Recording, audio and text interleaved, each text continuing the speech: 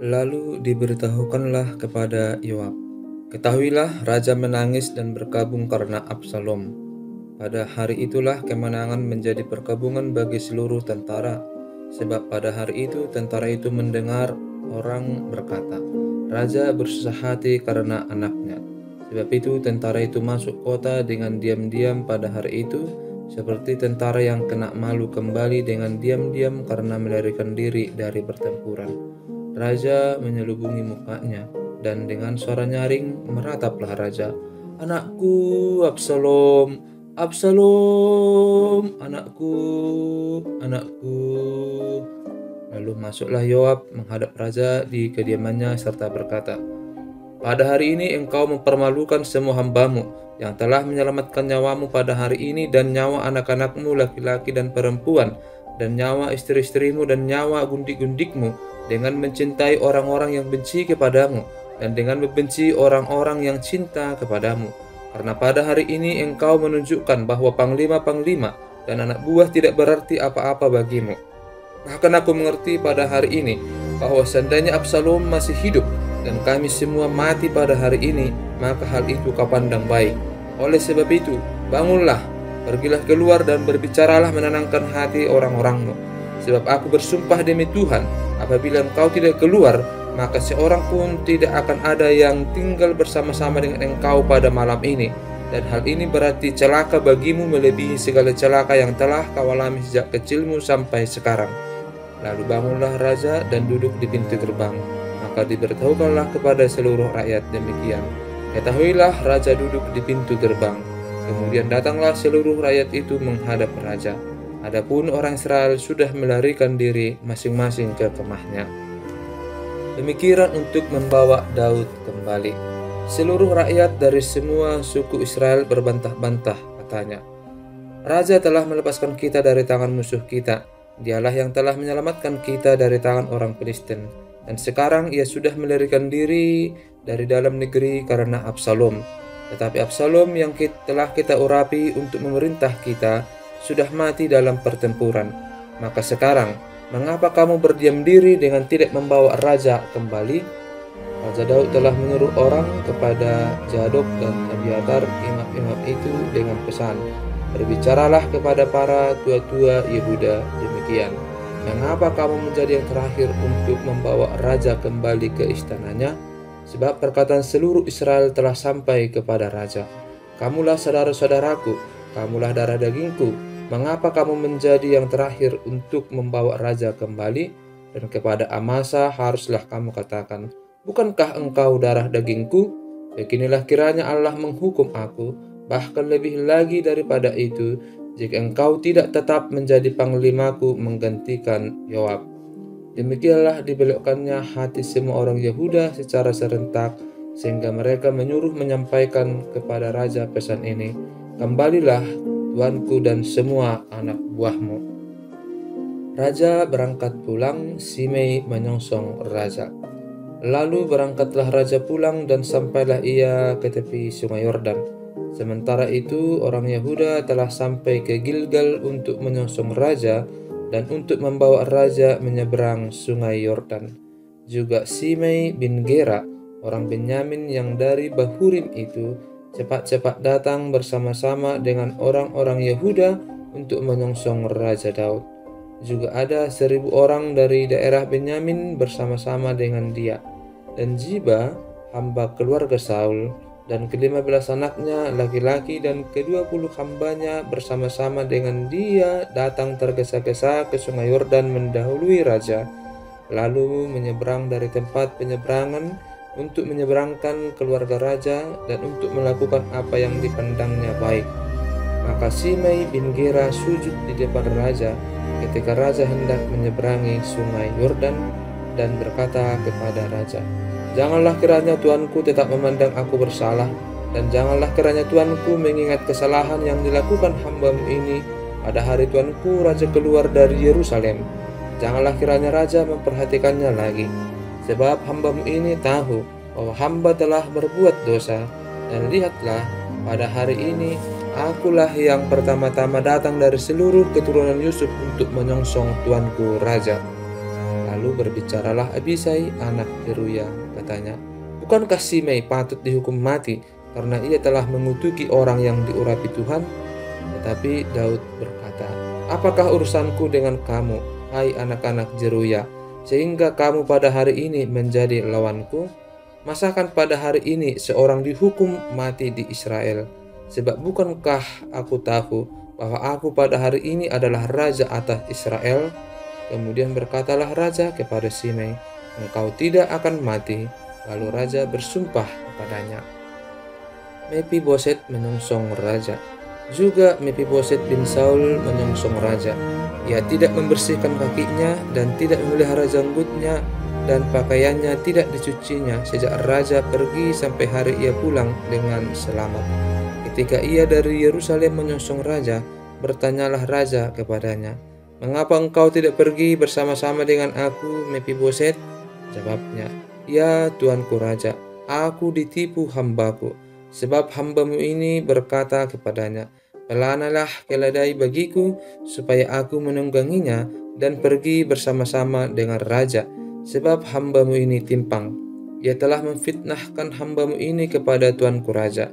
Tetapi tuanku raja adalah seperti malaikat Allah. Sebab itu perbuatlah apa yang tuanku pandang baik. Walaupun seluruh kaum keluargaku tidak lain dari orang-orang yang patut dihukum mati oleh tuanku raja. Tuanku telah mengangkat hambamu ini di antara orang-orang yang menerima rezeki dari istanamu. Apakah hakku lagi, dan untuk apa aku mengadakan tuntutan lagi kepada raja?" Tetapi raja berkata kepadanya, "Apa gunanya engkau berkata-kata lagi tentang halmu? Aku telah memutuskan, engkau dan Ziba harus berbagi ladang itu." Lalu berkatalah Mefiboset kepada raja, "Biarlah ia mengambil semuanya, sebab tuanku raja sudah pulang dengan selamat." Barzilai ikut mengantarkan raja. Juga Barzilai, orang Gilead itu, telah datang dari Ragelim dan ikut bersama-sama raja ke sungai Yordan untuk mengantarkannya sampai di sana. Barzilai itu sudah sangat tua, 80 tahun umurnya. Ia menyediakan makanan bagi raja selama ia tinggal di Mahanaim, sebab ia seorang yang sangat kaya. Berkatalah raja kepada Barzilai, "Ikutlah aku akan memelihara engkau di tempatku di Yerusalem." Tetapi Barzilai menjawab raja, "Berapa tahun lagikah aku hidup, sehingga aku harus pergi bersama-sama dengan raja ke Yerusalem? Sekarang ini aku telah berumur 80 tahun. Masakan aku masih dapat membedakan antara yang baik dan yang tidak baik? Atau masih dapatkah hambamu ini merasai apa yang hamba makan, atau apa yang hamba minum? Atau masih dapatkah aku mendengarkan suara penyanyi laki-laki dan penyanyi perempuan? Apa gunanya hambamu ini lagi menjadi beban bagi tuanku raja? Sepotong jalan saja hambamu ini berjalan ke seberang sungai Yordan bersama-sama dengan raja. Mengapa raja memberikan ganjaran yang sedemikian kepadaku? Biarkanlah hambamu ini pulang, sehingga aku dapat mati di kotaku sendiri, dekat kubur ayahku dan ibuku. Tetapi inilah hambamu Kimham, ia boleh ikut dengan tuanku raja. Perbuatlah kepadanya apa yang tuanku pandang baik." Lalu berbicaralah raja, "Baiklah, Kimham ikut dengan aku. Aku akan berbuat kepadanya apa yang kau pandang baik, dan segala yang kau kehendaki daripadaku akan kulakukan untukmu." Kemudian seluruh rakyat menyeberangi sungai Yordan. Juga raja menyeberang, telah berpamitan dengan Barzilai dengan ciuman. Lalu orang ini pun pulanglah ke tempat kediamannya. Orang-orang Israel dan orang-orang Yehuda mempertengkarkan raja. Sesudah itu berjalanlah raja terus ke Gilgal, dan Kimham ikut dengan dia. Seluruh rakyat Yehuda bersama-sama setengah dari rakyat Israel telah mengantarkan raja.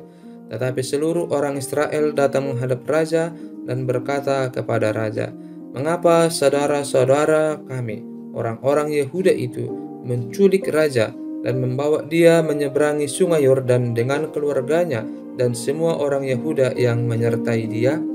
Lalu semua orang Yehuda menjawab orang-orang Israel itu, "Oleh karena raja kerabat kami. Mengapa kamu menjadi marah karena hal ini? Apakah kami makan apa-apa atas biaya raja? Apakah kami mendapat keuntungan?" Tetapi orang-orang Israel itu menjawab orang-orang Yehuda, Kami 10 kali lebih berhak atas raja. Sebagai anak sulung kami melebihi kamu. Mengapa kamu memandang kami rendah? Bukankah kami yang pertama-tama harus membawa raja kami kembali? Tetapi perkataan orang-orang Yehuda itu lebih pedas daripada perkataan orang-orang Israel. Pemberontakan Seba. Kebetulan ada di sana seorang dursila bernama Seba bin Bikri, orang Benyamin. Ia meniup sangkakala serta berkata, "Kita tidak memperoleh bagian daripada Daud. Kita tidak memperoleh warisan dari anak Isai itu. Masing-masing ke kemahnya, hai orang Israel." Lalu semua orang Israel itu meninggalkan Daud dan mengikuti Seba bin Bikri, sedangkan orang-orang Yehuda tetap berpaut kepada raja mereka, mengikutinya dari sungai Yordan sampai Yerusalem. Sampailah Daud ke istananya di Yerusalem, lalu raja mengambil ke-10 gundik yang ditinggalkannya untuk menunggui istana. Kemudian dimasukkannya mereka dalam sebuah rumah di bawah penjagaan. Ia memelihara mereka, tetapi tidak dihampirinya. Mereka tetap terasing seperti janda sampai hari mati mereka. Berkatalah raja kepada Amasa, "Kerahkanlah bagiku orang-orang Yehuda dalam 3 hari, kemudian menghadaplah lagi kemari." Lalu pergilah Amasa mengerahkan orang Yehuda, tapi ia menunda-nunda tugas itu sampai melewati waktu yang ditetapkan raja baginya. Lalu berkatalah Daud kepada Abisai, "Sekarang Seba bin Bikri lebih berbahaya bagi kita daripada Absalom. Jadi engkau, bawalah orang-orang tuanmu ini dan kejarlah dia, supaya jangan ia mencapai kota yang berkubu, dan dengan demikian ia luput daripada kita." Lalu Yoab, orang Kreti dan orang Peleti dan semua pahlawan keluar menyusul dia. Mereka keluar dari Yerusalem untuk mengejar Seba bin Bikri. Ketika mereka sampai ke batu besar yang di Gibeon, maka Amasa sudah tiba di sana lebih dahulu daripada mereka. Adapun Yoab mengenakan pakaian perang, dan di luarnya ada ikat pinggang dengan pedang bersarung terpaut pada pinggangnya. Ketika ia tampil ke muka, terjatuhlah pedang itu. Berkatalah Yoab kepada Amasa, "Engkau baik-baik, saudaraku?" Sementara itu tangan kanan Yoab memegang janggut Amasa untuk mencium dia. Amasa tidak awas terhadap pedang yang ada di tangan Yoab itu. Yoab menikam pedang itu ke perutnya, sehingga isi perutnya tertumpah ke tanah. Tidak usah dia ditikamnya 2 kali, sebab ia sudah mati. Lalu Yoab dan Abisai, adiknya, terus mengejar Seba bin Bikri, dan seorang dari orang-orang Yoab tinggal berdiri di dekat mayat itu sambil berkata, "Siapa yang suka kepada Yoab dan siapa yang memihak kepada Daud, baiklah mengikuti Yoab." Dalam pada itu Amasa terguling mati dalam darahnya di tengah-tengah jalan raya.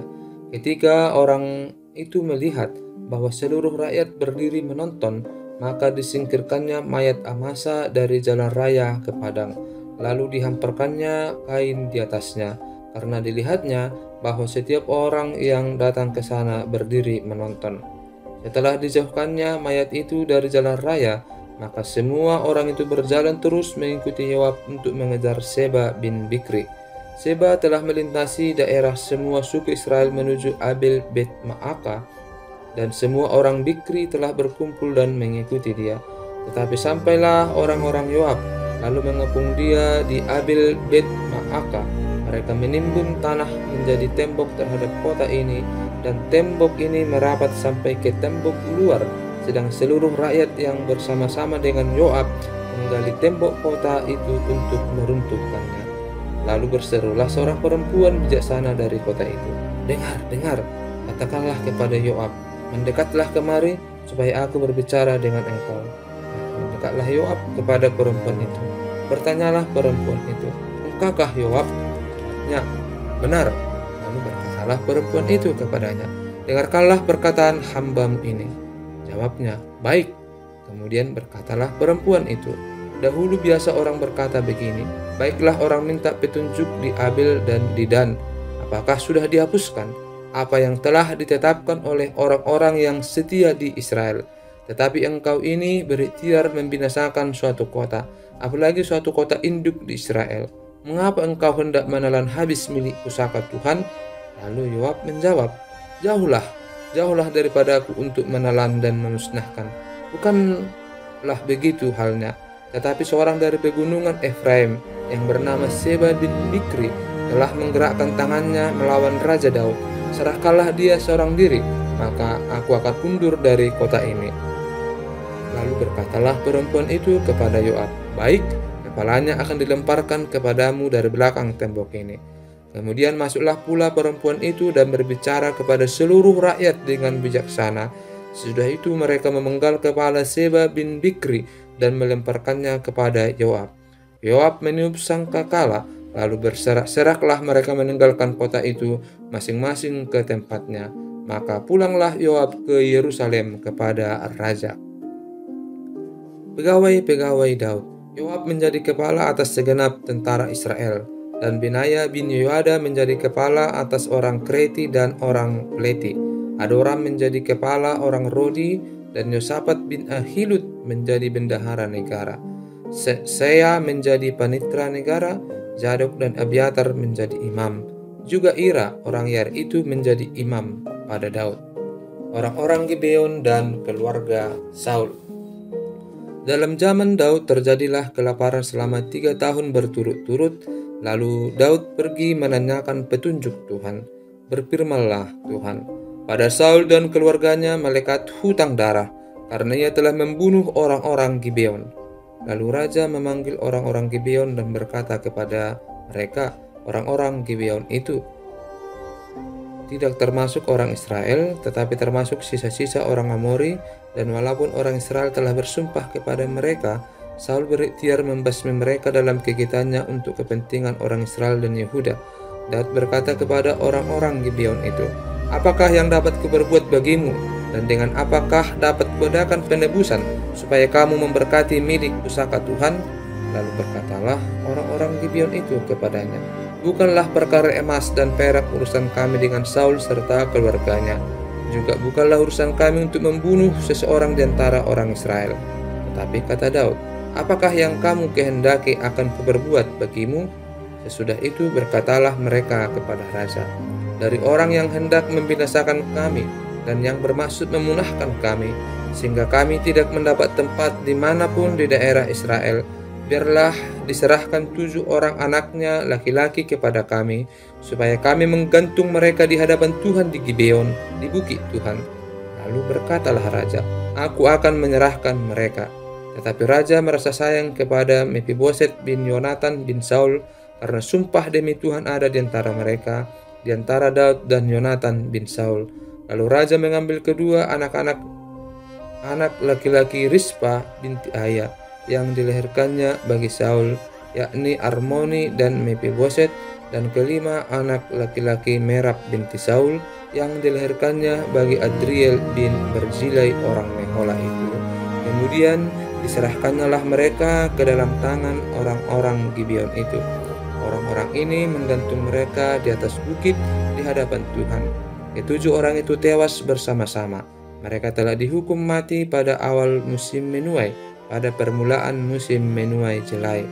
Lalu Rispa binti Aya mengambil kain karung dan membentangkannya bagi dirinya di atas gunung batu, dari permulaan musim menuai sampai tercurah air dari langit ke atas mayat mereka.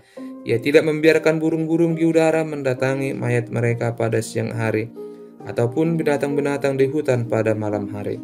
Ketika diberitahukan kepada Daud apa yang diperbuat Rispa binti Aya, gundik Saul itu, maka pergilah Daud mengambil tulang-tulang Saul dan tulang-tulang Yonatan anaknya dari warga-warga kota Yabes Gilead yang telah mencuri tulang-tulang itu dari tanah lapang di Betsan, tempat orang Filistin menggantung mereka ketika orang Filistin memukul Saul kalah di Gilboa.